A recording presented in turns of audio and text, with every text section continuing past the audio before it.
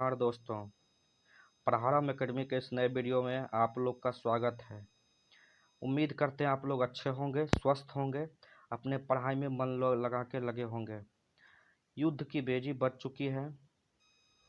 70वीं BPSC एकीकृत परीक्षा के लिए बीपीएससी ने अपना विज्ञापन जारी कर दिया है।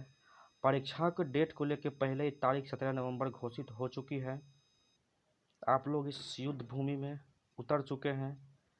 इसी क्रम में आज जो 17वीं बीपीएससी का जो नोटिफिकेशन आया है बीपीएससी की तरफ से, इसके बारे में मैं एनालिसिस करूंगा कि फॉर्म भरते तक बीपीएससी के विद्यार्थी छात्र क्या क्या गलती नहीं करें, साथ ही साथ इसमें क्या क्या प्रावधान किया गया है, क्या क्या बातें की गई है, उसको मैं इसमें डिटेल्स में बताऊंगा। सबसे पहले इसमें व्यवहारवार सीट में वैकेंसी कितनी आई है, उसकी जब हम चर्चा करते हैं तो किसमें कितने सीट हैं उसका मैं डिटेल्स में एनालिसिस करूँगा। इस बार बीपीएससी ने अपने बीपीएससी के इतिहास में ये जो अभी तक 69 परीक्षाएं हो चुकी हैं, 70वीं ये परीक्षा थी। इस इतने दिन को इतिहास में बीपीएससी ने अभी तक का सबसे बड़ा वैकेंसी दिया है। बहुत सारे पोस्ट के लिए सबसे बड़ी बड़ी वैकेंसी आई है। पहली बार बीपीएससी ने अनुमंडल पदाधिकारी, जिसको हम लोग एसडीएम कहते हैं, उसके लिए 200 सीट, डीएसपी के लिए 136 सीट, जिला डिस्ट्रिक्ट कमांडेंट, कारा अधीक्षक, जेल सुप्रिटेंडेंट, राज्य कर सहायक आयुक्त, इसकी तरह से वैकेंसी निकाली है। राज्य कर सहायक आयुक्त की 168 वैकेंसी है। यानी असिस्टेंट टैक्स जो ऑफिसर होता है उसके लिए जीएसटी क्षेत्र में ये काम करता है। बिहार शिक्षा सेवा 69वीं में इसकी सीट नहीं थी, 50 सीट इस बार आया है बिहार शिक्षा सेवा में, आप लोग देख लीजिएगा या जान लीजिए।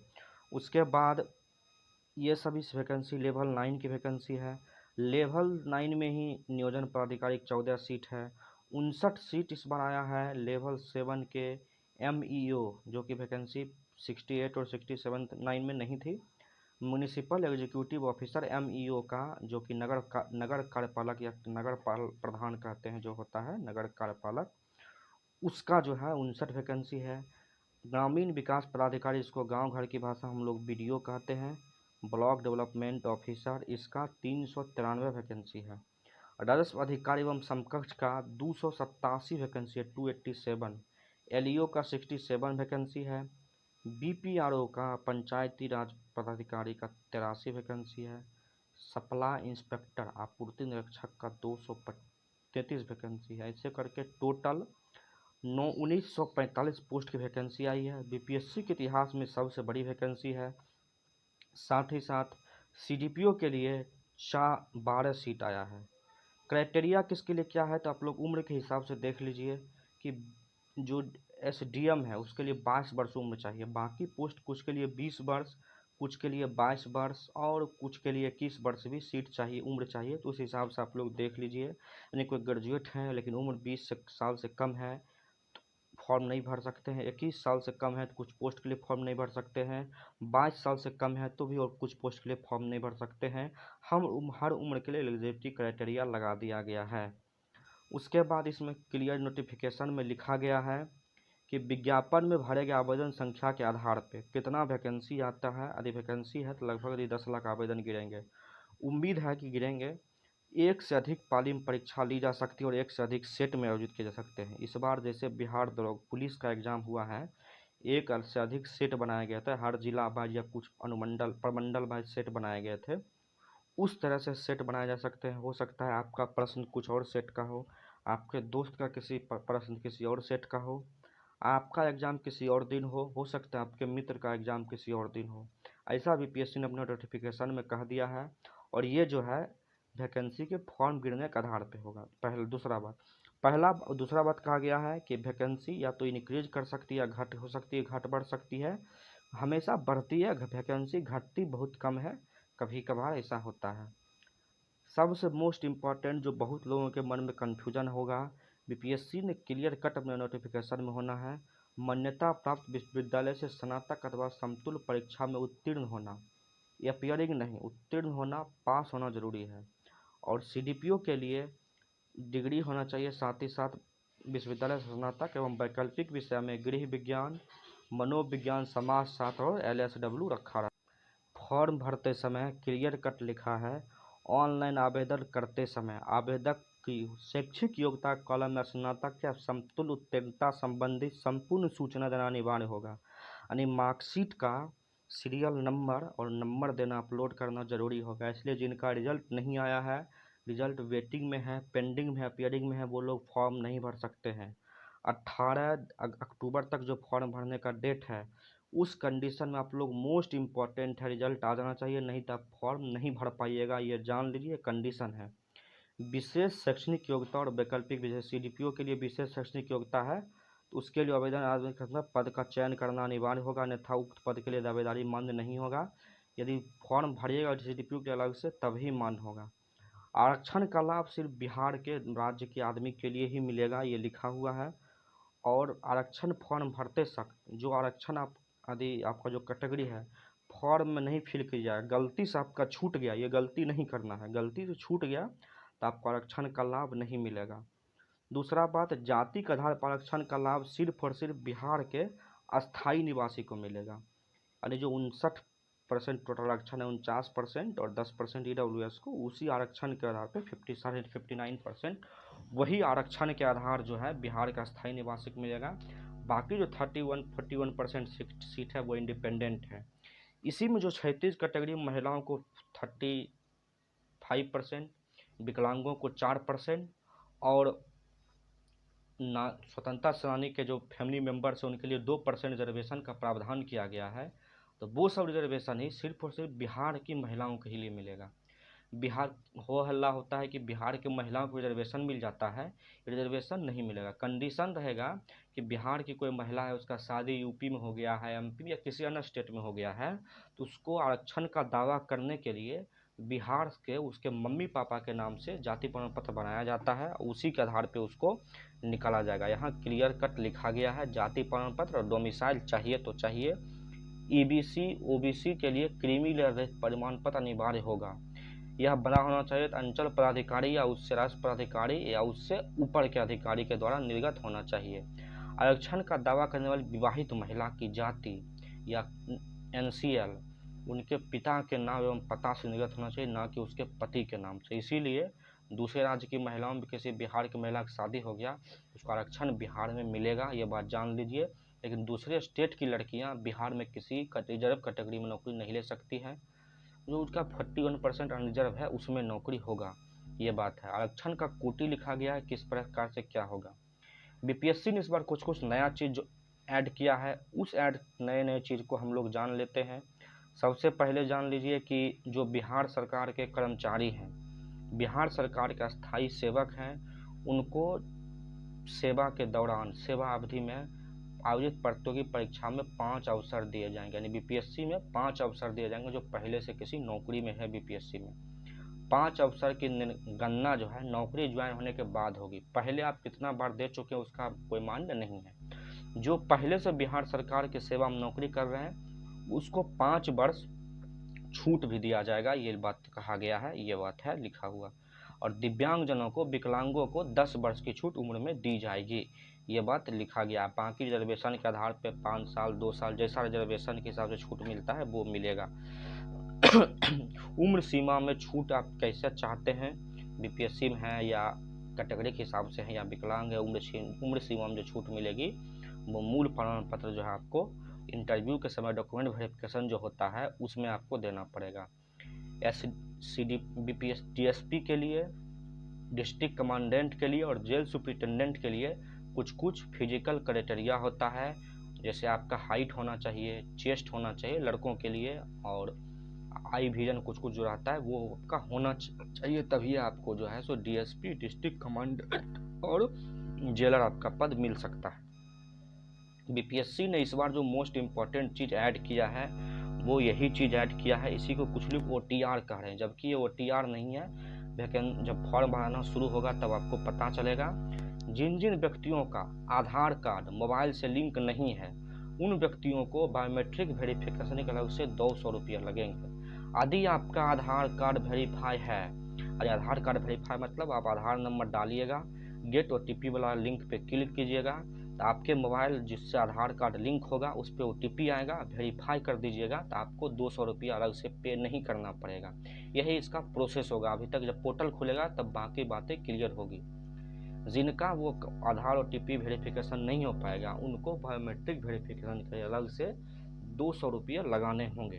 तो ये मोस्ट इम्पॉर्टेंट चीज़ आप लोग याद कर लीजिए। इसको OTR नहीं कहिएगा कि OTR हो रहा है, वन टाइम रजिस्ट्रेशन UPSC की तरह, ऐसी बात नहीं है। और 200 रुपया जिनका लोगों का आधार कार्ड रजिस्ट्रेशन नहीं है, मोबाइल लिंक नहीं है, यदि आपके पास समस्या नहीं है, यदि करवा सकते हैं तो और मोबाइल से आधार लिंक करवा लीजिए, OTP आपका आ जाएगा। और नहीं लिंक है तो फिर BPSC आपसे 200 रुपया लेके आपका बायोमेट्रिक वेरिफिकेशन वो अपने तरीके से करिएगी, वो लिंक देगी, ऑप्शन देगी करने का, यही बात लिखा गया है।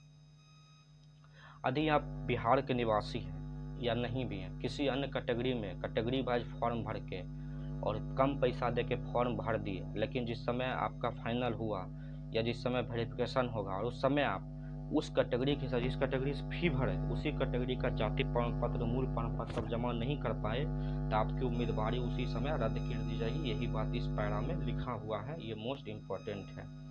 अब परीक्षा कैसा होगा तो यही जो ऊपर लिखा हुआ है, एक से अधिक पाली हो सकता है, 2 घंटे की परीक्षा होगी, 150 प्रश्न होंगे, प्रश्न वस्तुनिष्ठ यानी ऑब्जेक्टिव होंगे प्रीलिम्स के लिए और बहुवैकल्पिक होंगे, ये बात लिखा गया है। रिजल्ट 10 गुना दिया जाएगा, ये बात लिखा हुआ है। और 10 अंतर्राष्ट्रीय महत्व की समसामयिक घटना, बिहार का इतिहास, सब क्वेश्चन जिस तरह से पूछा जाएगा ये आपको बताया गया इसमें क्या किया जाएगा। फिर मेंस के लिए है कि 100 नंबर का हिंदी होगा, 300 का GS1 और 300 का GS2 और 300 का ऐसे होगा। CDPO के अलग से जो ये वैकल्पिक विषय है जो कि क्वालिफाइंग होगा 100 नंबर का। ये सब का वैकल्पिक विषय का चिन्ह दिया गया कि आप लोग वैकल्पिक विषय में क्या क्या रख सकते हैं। उसके बाद फिर उसी तरह CDPO के लिए पेपर 1 GS1 GS2 GS3 होगा और इसमें ऐसे का विषय शायद इसमें नहीं होगा। CDPO के लिए इसमें होगा लिखित परीक्षा के रूप में ये 4 विषय में से CF का ऑप्शनल ऑनलाइन होगा। आप लोग याद रखिएगा, जिसका CDPO में रिजल्ट होगा उसके लिए ऐसे का प्रावधान नहीं किया गया है। मोस्ट इम्पोर्टेंट यहाँ ध्यान दे दीजिए। और CDPO का सीट कम रहता है तो कट ऑफ ज़्यादा जाता है तो आप लोग को ऐसे देना ही ऐसे, तो CDPO में आपका होगा तो CC में फिर से हो ही जाएगा, तो फिर आपको ऐसे देना ही पड़ेगा। लेकिन स्पेशली CDPO पोस्ट के लिए ऐसे का प्रावधान नहीं है, ये बात तो जान लीजिए। और ऑप्शनल अभी भी CC के लिए ऑब्जेक्टिव ही है, सिर्फ CDPO के लिए ऑप्शनल लिखित है, ये बात लिखा गया है। फिर यहाँ बात लिखा गया है प्रीलिम्स और मेंस के लिए अलग अलग परीक्षा फॉर्म भराए जाएंगे, अलग अलग आवेदन पत्र होंगे और अलग अलग जो है ये फॉर्म भराए जाएंगे दोनों के लिए। जब पैसे की बात कर देते हैं किसको कितना फी लगेगा, तो जनरल कैटेगरी और OBC सब लड़का के लिए 600 रुपया, बाकी लड़की महिलाओं और जो विकलांग कोटा है उसके लिए 150 रुपया फीस रखा गया। इस फीस की चर्चा इसमें की गई है। उसके बाद ये हम लोग का डिटेल्स हो गया, एग्ज़ाम डिटेल्स हो गया, जितने भी डॉक्यूमेंट होंगे उसके लिए इसमें दिया गया है। हाँ, इस बार BPSC online OTR one time registration का चर्चा इसमें किया गया है। आवेदक सर्वप्रथम बिहार लोक सेवा वेबसाइट पर जाइएगा, वेबसाइट इसमें दिया गया है। जो वन टाइम रजिस्ट्रेशन कीजिएगा वही रजिस्ट्रेशन आपका होगा OTR करते समय।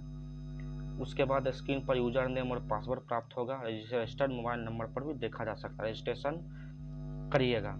वैसे अभी जिन्होंने शक्ति9 BPSC परीक्षा वन टाइम रजिस्ट्रेशन कर लिया है वे उस समय प्राप्त यूजर नंबर पासवर्ड से ही लॉगिन कर सकते हैं। ये चीज़ होगा, आपका जो पासवर्ड है जो शक्ति9 BPSC समय भाड़े होंगे उसके टाइम पे ही OTR हुआ था, OTR पहले से भी हुआ है। भविष्य में आयोग द्वारा प्रकाशित होने वाले सभी विज्ञापनों हेतु उक्त OTR यूजर नाम एवं पासवर्ड ही मान्य होगा, ऐसा इसमें लिखा गया है OTR के जरिए।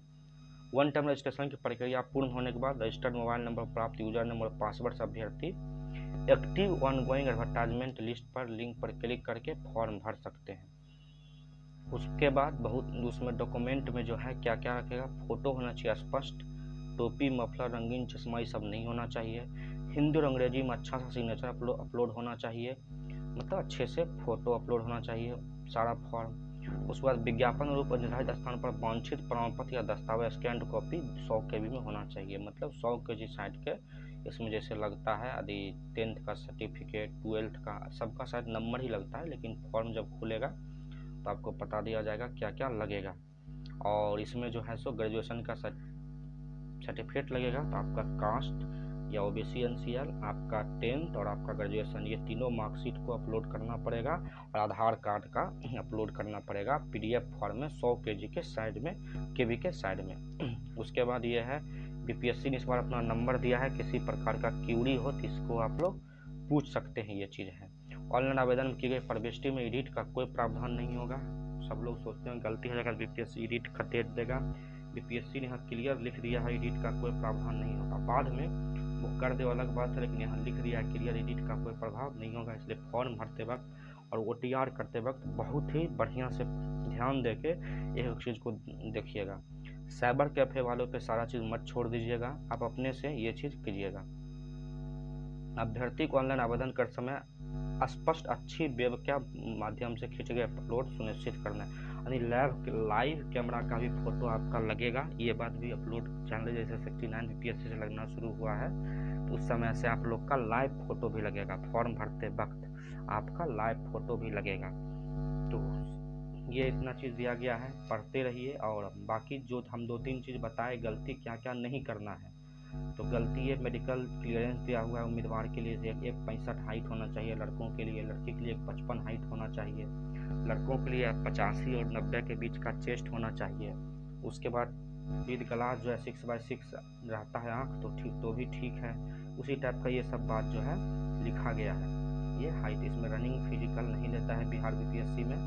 और जो 3-4 चीज़ आपको गलती नहीं करनी है, आपको ओबीसी जो जाति प्रमाण पत्र बनवाना है, यदि आपको फॉर्म भरने की डेट जैसे आज 18 तक अक्टूबर तक लास्ट डेट है, तो उससे 1 साल पहले तक का यदि आपका जाति प्रमाण पत्र है आपका, यानी 18 अक्टूबर 2023 से लेकर अभी तक का कोई भी जाति प्रमाण पत्र, आवासीय या जाति प्रमाण पत्र है, आवासीय है, अस्थायी, वो सब सर्टिफिकेट काम करेगा बीपीएससी में। जाति और ओबीसी एनसीएल आपका काम करेगा। यदि उससे पहले का है तो आप नया बनवा लीजिए, नहीं तो फिर उसके बदले एक एफिडेविट बनवाना पड़ता है, वो एफिडेविट बनवा कर आपको अपलोड करना पड़ेगा और वही एफिडेविट बीपीएससी वेरिफिकेशन के समय आपको लेके जाना पड़ेगा। तो आप जाति, आवासीय, आय के हिसाब से जो भी उसके हिसाब से आपका ओबीसी बनेगा या ईडब्ल्यूएस, तो इन सर्टिफिकेट को आप लोग नया बनवा लीजिए, या नया है 5 महीना, 6 महीना, 8 महीना पुराना तक का है, 9 महीना पुराना तक का है, तो इसको आप अपलोड कर सकते हैं।